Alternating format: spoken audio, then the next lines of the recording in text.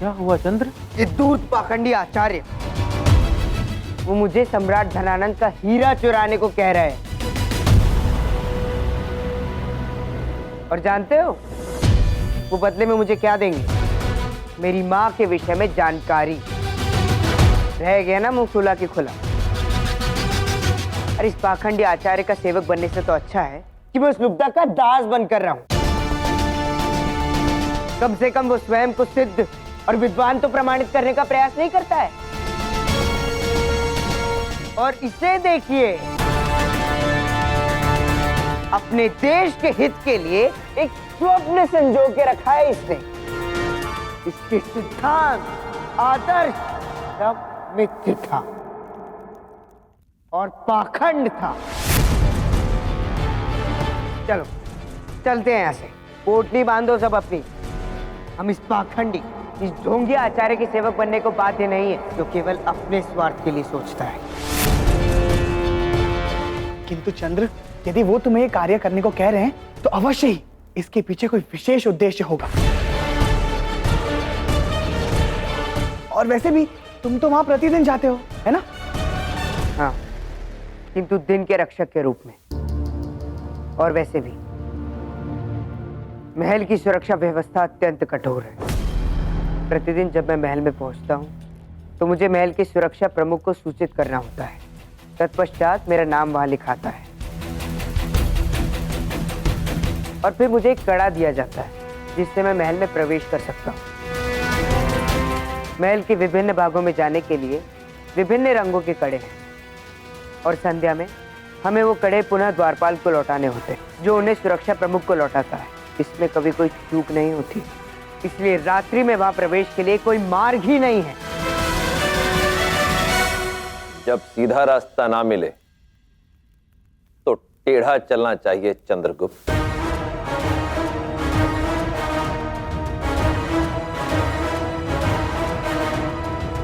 यदि प्रवेश करने का कोई और विकल्प ना शेष रहे तो तुम्हें छिपकर प्रवेश करना होगा।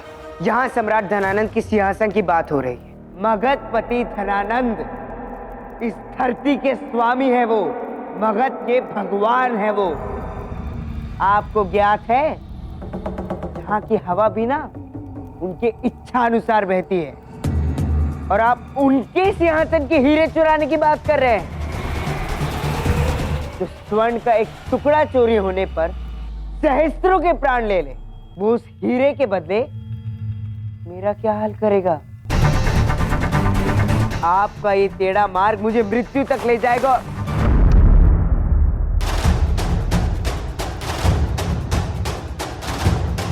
ये मानचित्र, ये है वो टेढ़ा मार्ग जो सीधा तुम्हें उस सिंहासन तक ले जाएगा। इस मानचित्र के विषय में बहुत कम लोग जानते हैं।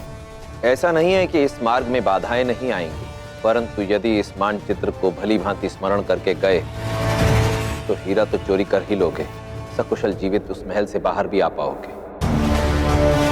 इसे भली भांति स्मरण कर लो।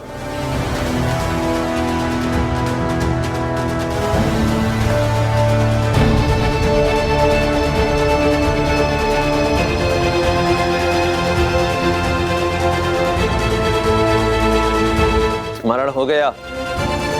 हाँ।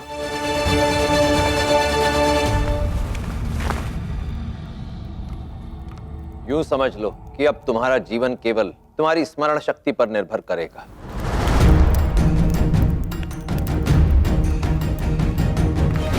अरे रे आचार्य, आप ये क्या कर रहे हैं?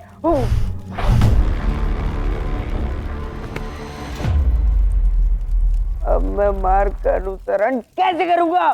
तुम एक गुप्तचर हो चंद्रगुप्त, और गुप्तचर के पीछे तो स्वयं उसका साया भी नहीं छूटना चाहिए। यदि इस मानचित्र को साथ में लेकर जाओगे तो अपने प्राण संकट में डालोगे। अरे मति तो भ्रष्ट नहीं हो गई आपकी? यदि इसे जलाना ही था तो इसे बनाया क्यों? ओह, भूल मेरी थी। मैंने कैसे सोच लिया कि आप मेरे लिए सरल कार्य सोच सकते हैं। आपको तो कठिनाइयां उत्पन्न करने में आनंद आता है ना? पर एक बात समझ लीजिए आचार्य, मेरी माँ का विषय मेरे लिए संवेदनशील है। यदि इस कार्य के पश्चात आपने मुझे मेरी माँ के विषय में नहीं बताया तो मैं आपके जीवन में इतनी कठिनाइयां उत्पन्न कर दूंगा कि उन्हें सुलझाते सुलझाते आप उलझ जाएंगे।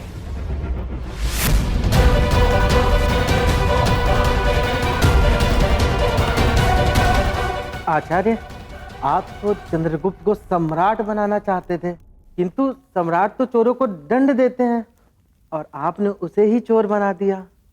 ये कैसी पहेली है? जिसे तुम चोरी कह रहे हो वो एक कार्य है, चंद्रगुप्त के प्रशिक्षण का एक भाग। इस कार्य की सफलता पर बहुत कुछ निर्भर करता है, विशेषतः अखंड भारत के स्वप्न की सुरक्षा।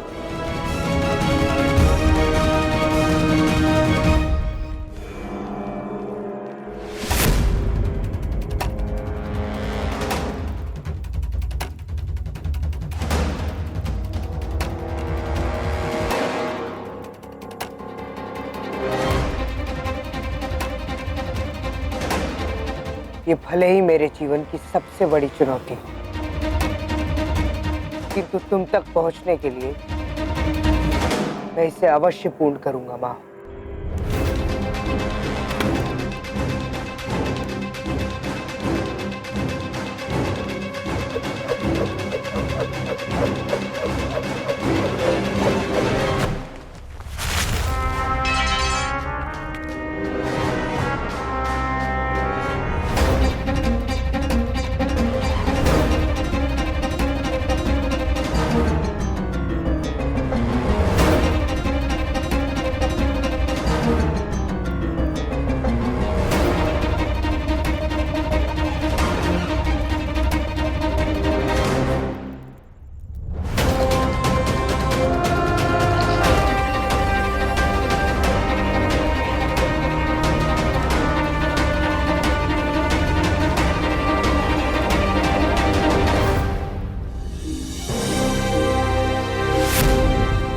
देखिए राजकुमारी, सम्राट ने आपको प्रसन्न करने के लिए कितना सुंदर उपहार दिया है। आपके सामने तूफान को मारा था ना, उसी की भरपाई है ये आकर्षक झूमर। अब तो आप रुष्ट नहीं है ना? रुष्ट हूँ शिप्रा, रुष्ट हूँ। दंड देना चाहिए था उस दास को जिसने तूफान पर सवारी की, और भाई ने प्राण ले लिए उस मुक्त तूफान के।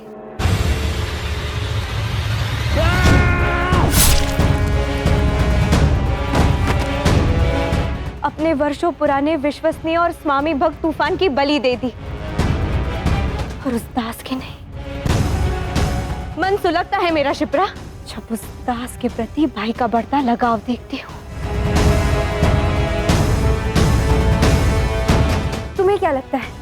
तुम मेरी अत्यंत प्रिय सखी हो। तुम्हारा विचार क्या है? क्या सम्राट ने उचित किया? हाँ, मेरे विचार से सम्राट का निर्णय तो उचित ही था, और उसमें उसकी कोई भूल नहीं थी।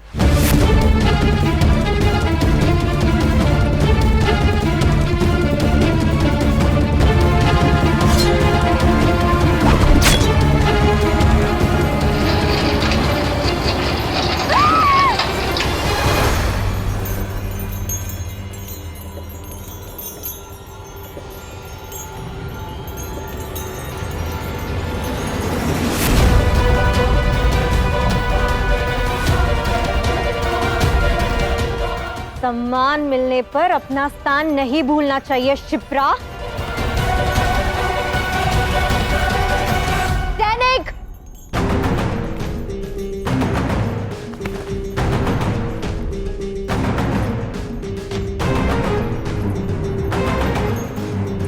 तुम्हें सखी कहती हूँ, किंतु वास्तविकता में तुम केवल एक दासी हो, और दास स्वामी के इच्छाओं के विरुद्ध नहीं बोलते। याद रहेगा ना?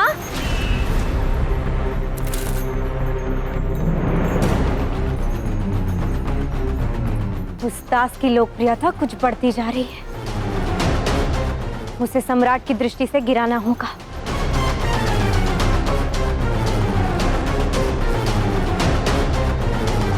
खैर, अधिक परिश्रम नहीं करना होगा। उसकी मूर्खता कोई ना कोई अवसर तो दे ही देगी।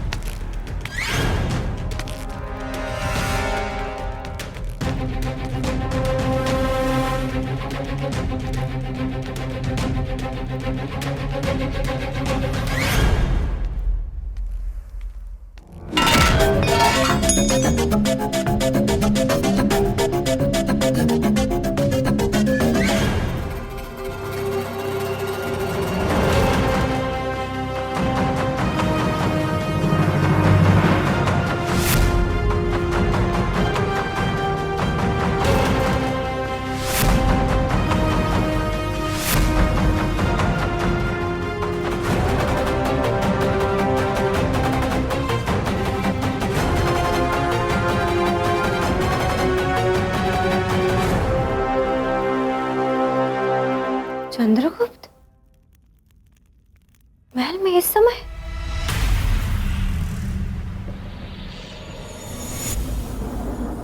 यदि वो सच में चंद्रगुप्त था तो ये वही अवसर है जिसकी मुझे प्रतीक्षा थी। सम्राट से दंड पाने के लिए सज्ज हो जाओ चंद्रगुप्त।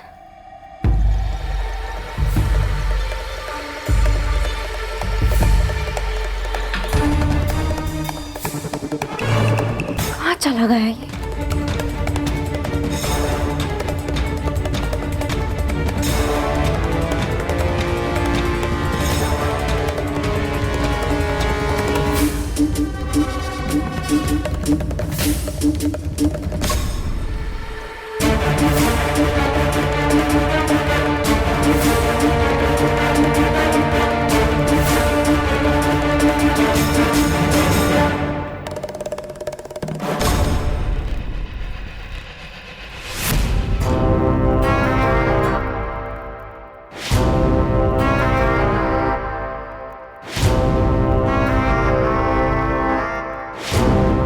अवश्य था यहाँ, पर अब कहाँ गया?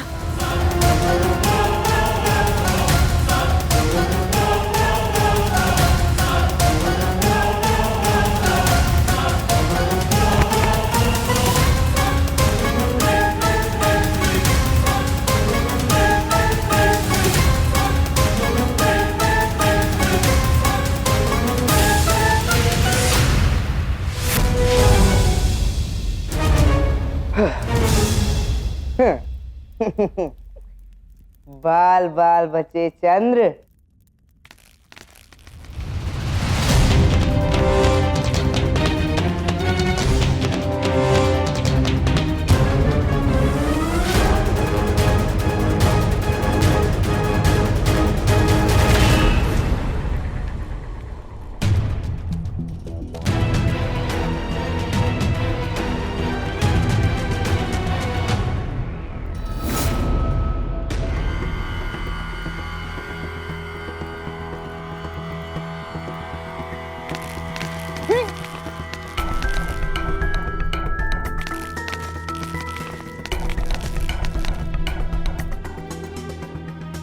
उत्सुक चंद्र, अन्यथा आज पकड़ा गया तो सम्राट धनानंद सर धड़ से अलग कर देगा तेरा। कोई तो मार्ग ढूंढ चंद्र। उस कुंसिका वाले ब्राह्मण की मति भ्रष्ट हो गई थी तो उसने उस नक्शे को चला दिया।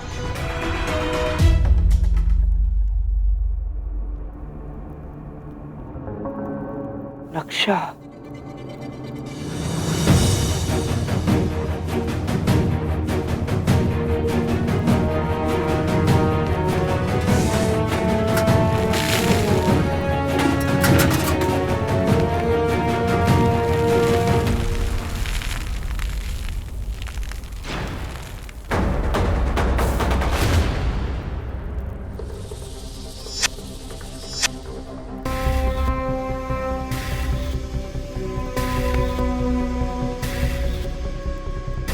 हमारी स्मरण शक्ति का सीधा सीधा संबंध हमारी इंद्रियों से होता है। यदि ध्यान केंद्रित करके नेत्रों के समक्ष होने वाली सभी गतिविधियों को सूक्ष्मता से देखोगे तो स्मरण शक्ति कभी छल नहीं करेगी।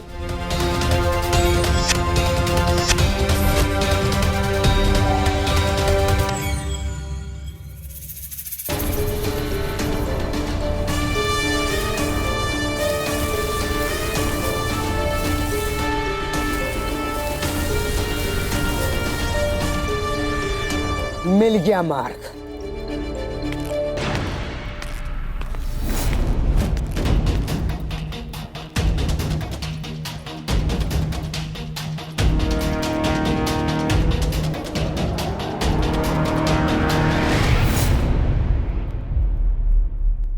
रात के इस पहर में तुम दोनों यहाँ क्या कर रहे हो?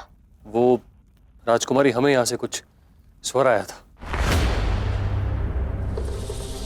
वो मेरी बिल्ली का था। जाइए यहाँ से, मेरे विश्राम में विघ्न पड़ रहा है। अवश्य।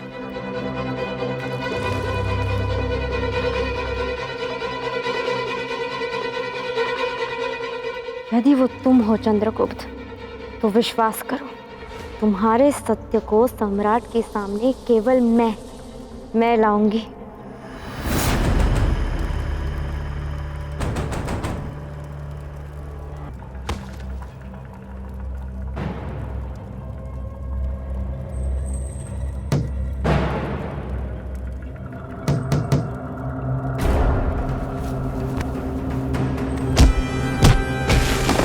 इस स्थान की भूमि खोखली प्रतीत होती है। नक्शे के अनुसार मैं यहाँ से दरबार में प्रवेश कर सकता हूँ।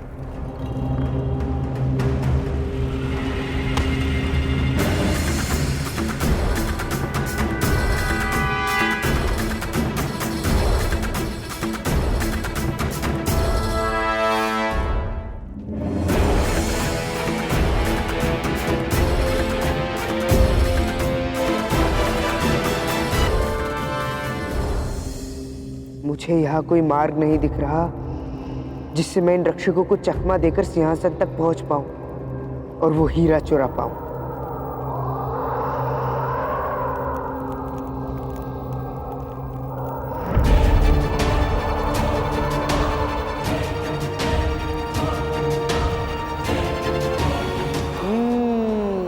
मार्ग मिल गया।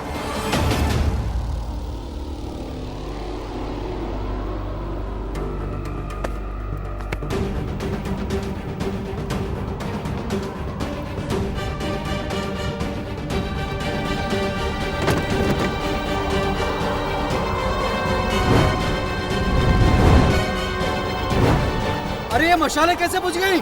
पुनः प्रकाश का प्रबंध करो।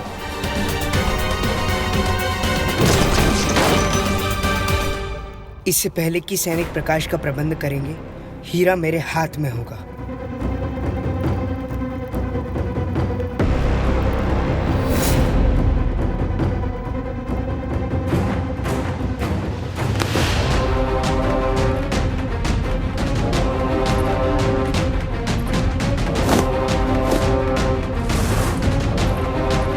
जो हीरा मेरे लिए पत्थर मात्र है, आज वो तुमसे मिलने का माध्यम बनेगा। मां, शीघ्र ही तुम मेरे सामने खड़ी होगी,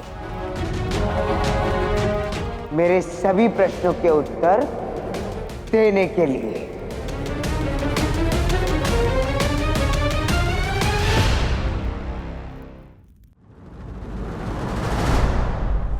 जीवन में सदा मीठे स्वभाव और सरलता से ही लक्ष्य नहीं साधा जा सकता।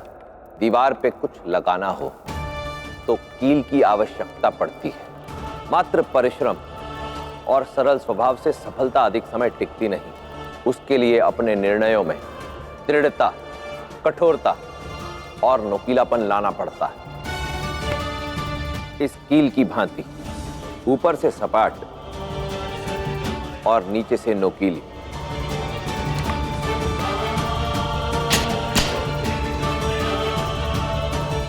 परामर्श लेते समय सरल रहो, परंतु उसे कार्य रूप देते समय नोकीले और दृढ़। नीतियां मेरी, नियति आपकी।